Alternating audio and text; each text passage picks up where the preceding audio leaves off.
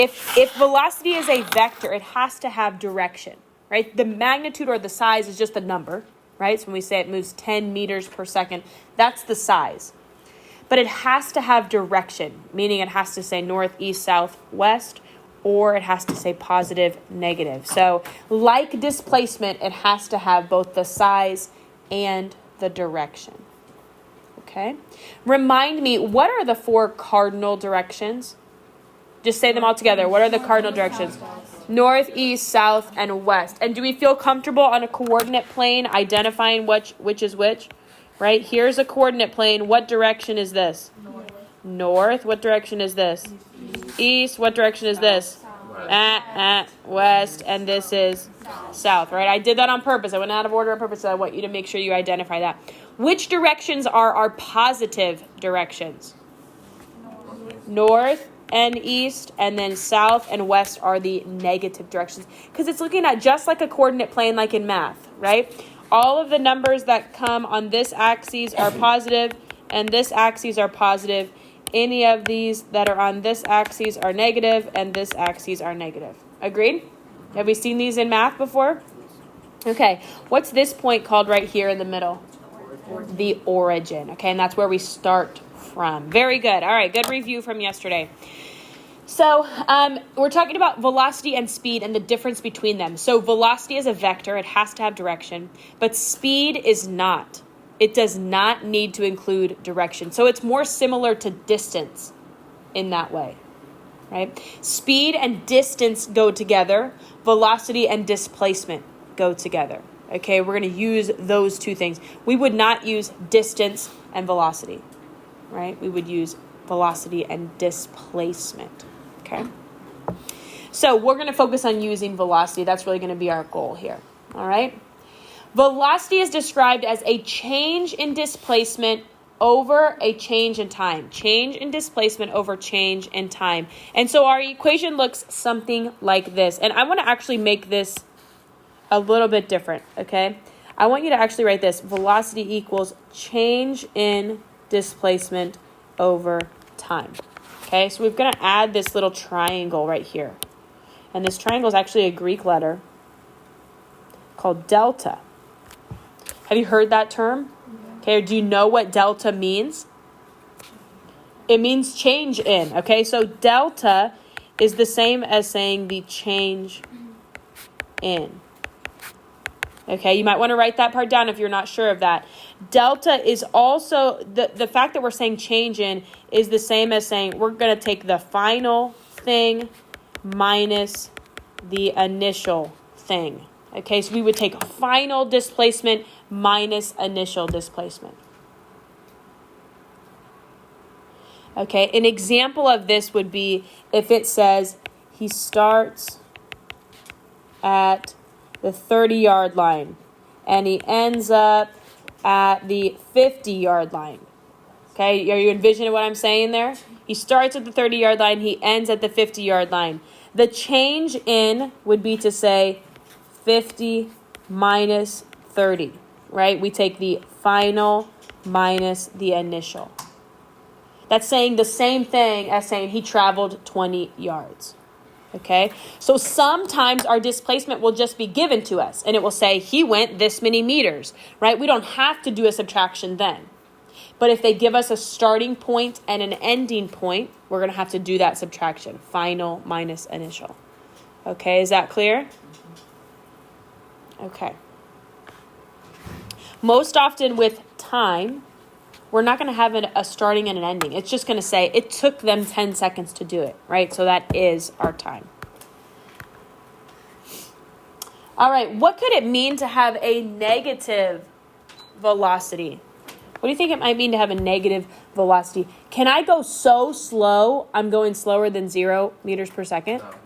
No, right? That wouldn't make sense, right? Normally negative we think of as less than 0, but I can't go slower than 0 meters per second. So what would a negative velocity probably tell me? Stops? No, not that I'm stopped, because then my velocity would be 0. You're slowing down? Nope, doesn't have to do with slowing down or speeding up. What do you think, Brendan? You're going backwards. Very good. That's okay. We're going backwards or going in the downward direction. That's what a negative velocity would mean. We're either moving in the backwards direction or moving downward, right? So if I drop something and it falls through the air, it would have a negative velocity, right? It's going in the downward direction. If I put my car in reverse, right, I would have a negative velocity because I'm moving in the backward direction. Okay, so we have to understand in this, what we're studying here, this introduction to physics stuff, the negative value is not a numerical negative, right? The negative tells us direction. Okay, so if it says negative 10 meters, it's not that I traveled less than 0 meters, it's that I traveled backwards 10 meters. All right, is that cool? All right, the unit for velocity is going to be meters per second, meters divided by seconds. And this is why our displacement is always measured in meters, and our time is always measured in seconds. And so when we do that division, when we do that math, our units will end up being meters divided by seconds. Okay? What are some other velocity units that we could have? What are some other velocity units you might be familiar with? Feet per minute, okay. What other velocity units could we have? Miles per hour. Miles per hour, good. Kilometers per hour, right? It could be any sort of displacement over any time unit, right? We are most comfortable with miles per hour because that's what we see in our everyday life. But in the metric system, right, meters per second is the most common one. And what are European cars? How do they measure their car speeds? Kilometers per hour, right? So they don't measure it in miles per hour, they go kilometers per hour. Okay, any of those are ways that we could measure velocity.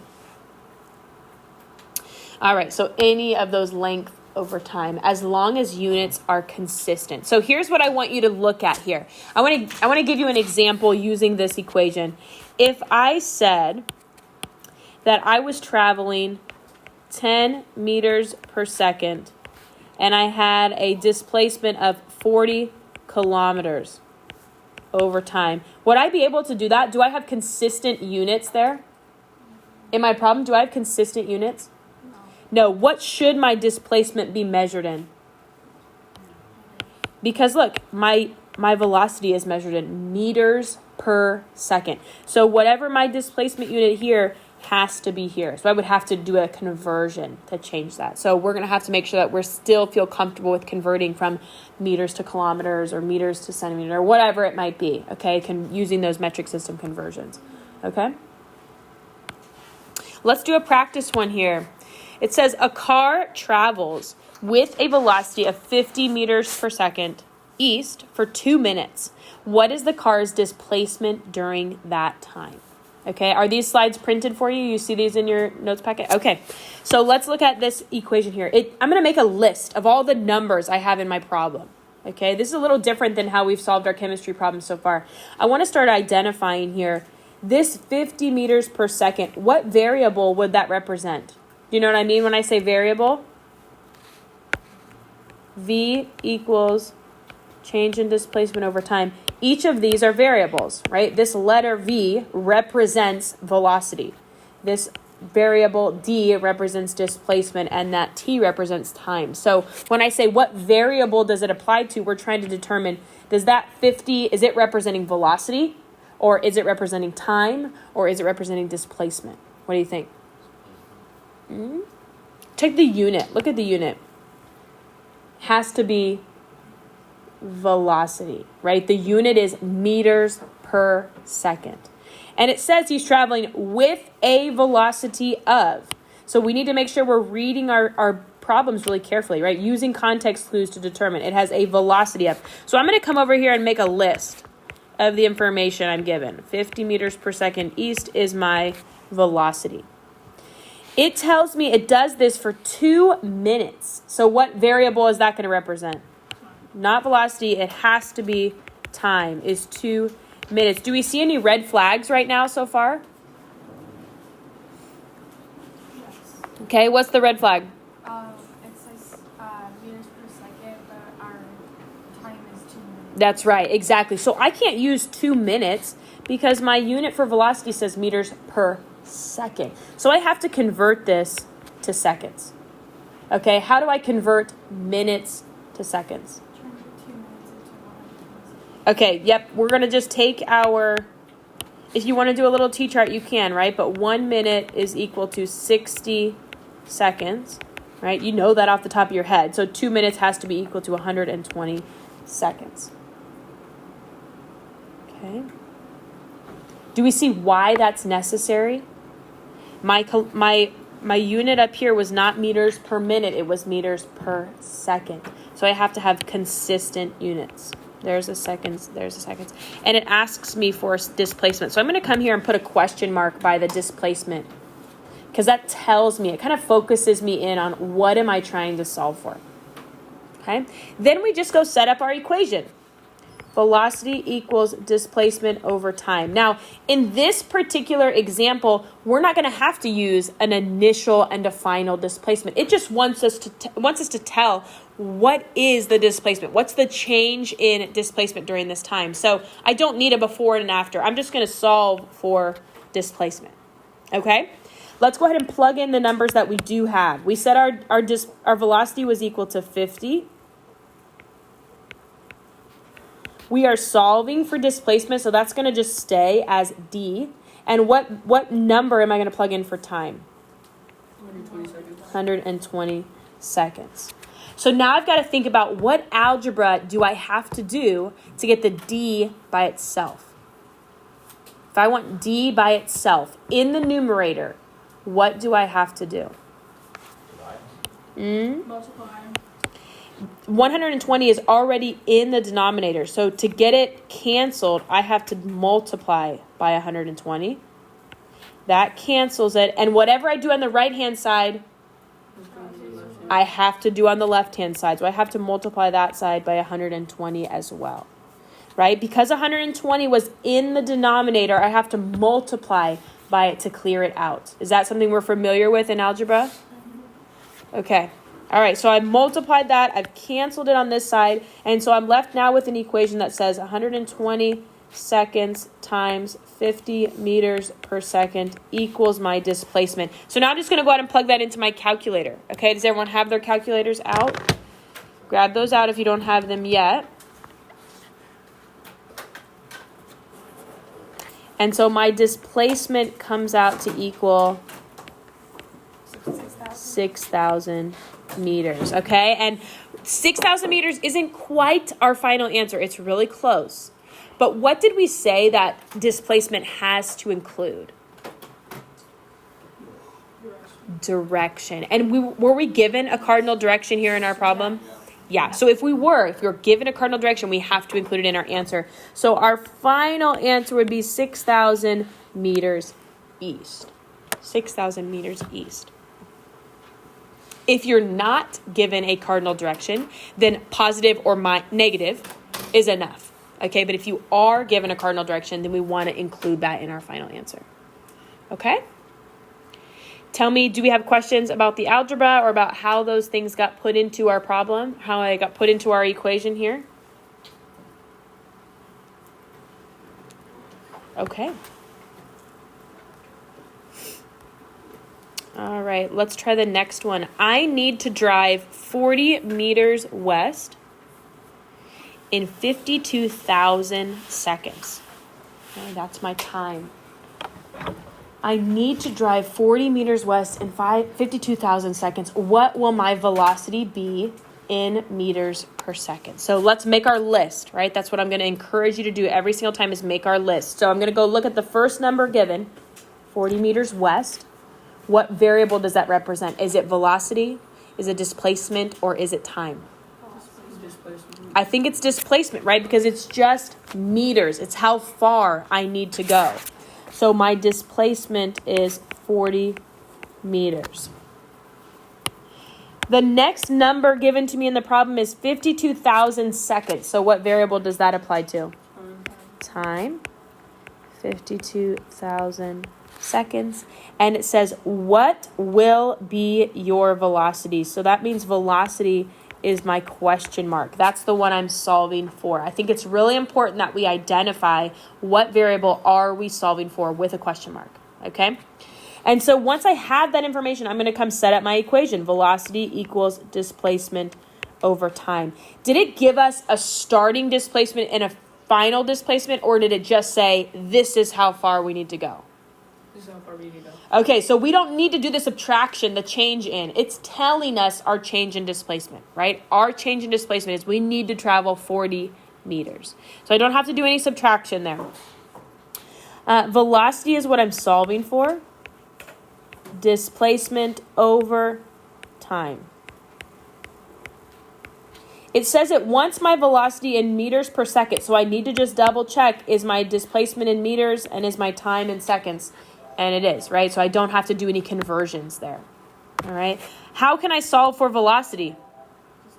All I have to do is divide, right? I don't have to rearrange anything. I just have to divide. So I'm going to take 40 divided by 52,000, and I'm going to get a really small number here. Okay, what number did you get? 1,300. No. One over. Oh, my calculator's wrong. I got 0.0007692. Yep, 0.0007692. Or your calculator might have said it like this: 7.692 times 10 to the negative 4. Both of those are acceptable. They mean the same thing, okay? Is yours given it to you as a fraction? Mm-hmm. Okay, so do you know how to change that to a decimal? I'm pretty sure, yeah. Okay, there's a little button on there. Any questions about how we're getting that value? Is there anyone that didn't get that to come out in their calculator? Because I would like to help you if that's the case. You need help? So, Uh-huh. when we have a test, can we write it back both ways? Yeah, you don't need to write it both ways. I would take either way. Yeah. What would be my units here?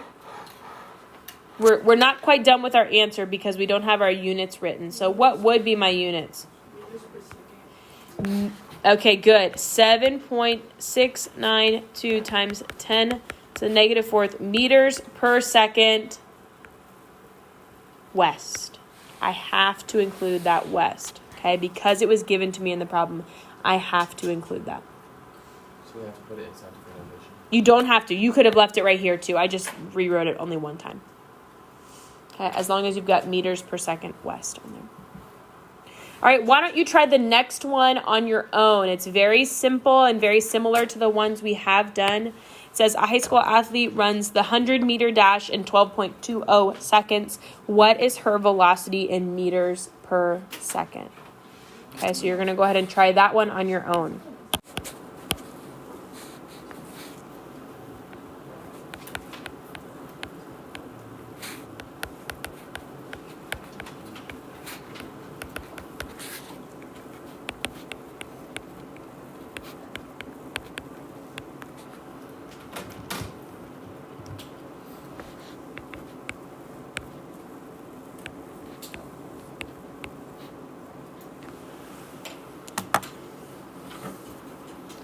Is that about what we had?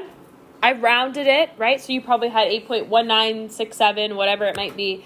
Rounding it is perfectly fine. Do we need to include a cardinal direction here? No, because we weren't given one. So what we look at is, was our displacement positive or negative, right? And it's a positive number, so we assume just forward, right? Whatever the forward direction is, that's how they ran. So we're just going to keep our velocity just like that. Here on your own as well. Actually, I'm going to have you try both of these. No. I'm wrong. Just the first one. The first one on your own. We're going to do the second one together because the second one asks us to solve for time, and we haven't done that yet. So this one is solving for displacement. Okay, you're going to try this one on your own.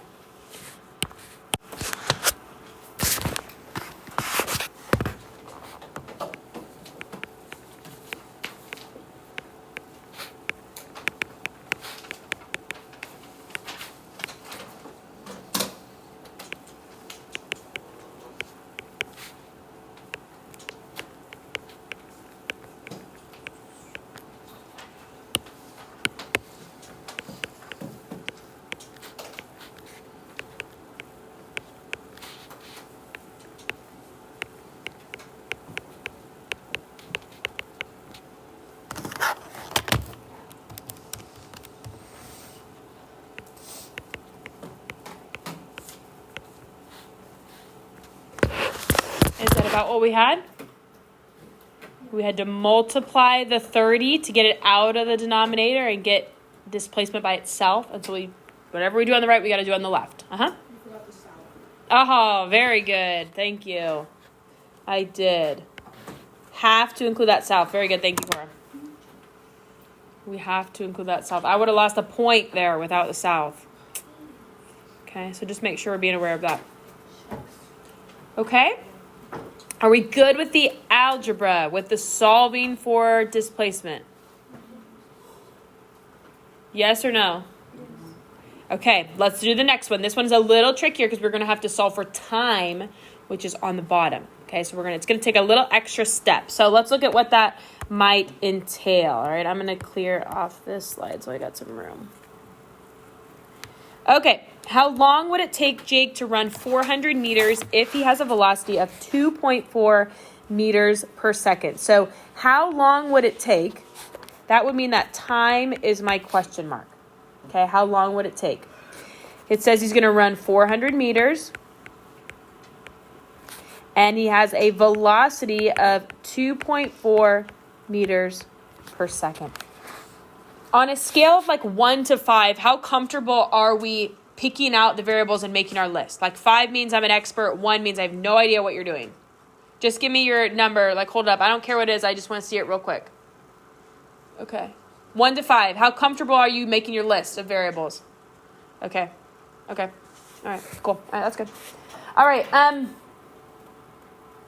We're going to go ahead and start putting it into our equation here. So V equals displacement over time. I know my velocity is 2.4. My displacement is 400 meters, and I'm solving for time. So here's the issue. I need to get T by itself in the numerator. I can't just have 1 over T, right? That's not going to give me the time. It would give me 1 over time. I want T by itself in the numerator. So do you have any suggestions about how we can go about doing that? Flip it. Okay, what do you mean flip it? Like flip the T in 400. You would have to do the same thing on the other side though, right? Because whatever we do on the right, we have to do on the left. Okay, so that won't quite work. That's a good idea. Multiply 400. Okay, so if I multiply 400, what does that doesn't accomplish anything for me, right? Because that doesn't cancel it. It's just multiplying by 400, okay? Divide. Okay, divide by 400, is that what you're going to say too? Okay, so if I divide by 400, that cancels it. Divide by 400, but then I'm left with 2.4 divided by 400 equals 1 over T. That's no good, right? I want T by itself in the numerator. So that's not going to work. So let's go back to the drawing board here. I need to get T by itself in the numerator. So the first thing I have to do is move T to the other side. Okay? I've got to multiply T out of the denominator. And whatever I do on the right-hand side, I have to do on the left. So now I'm left with T times 2.4 equals 400. Right? I don't have a denominator anymore because I moved T out of the denominator. From here, how do I get T by itself? Divide by what? 2.4. Divide by 2.4, right? I'm going to get rid of 2.4 and I'm going to divide by it on both sides. So now it's canceled here. So I'm left with T equals 400 divided by 2.4. Okay, so that's the math that I'm going to have to do. But I want you to take a quick look at our original equation. If you take a quick look at our original equation, I'm going to write it up here in purple. 2.4 equals 400 over T. Okay, you know all the algebra we just did to get T by itself. Here's my original equation, and here's my final equation. Do you think they look a little similar? What had to happen? T and 2.4 just switched places.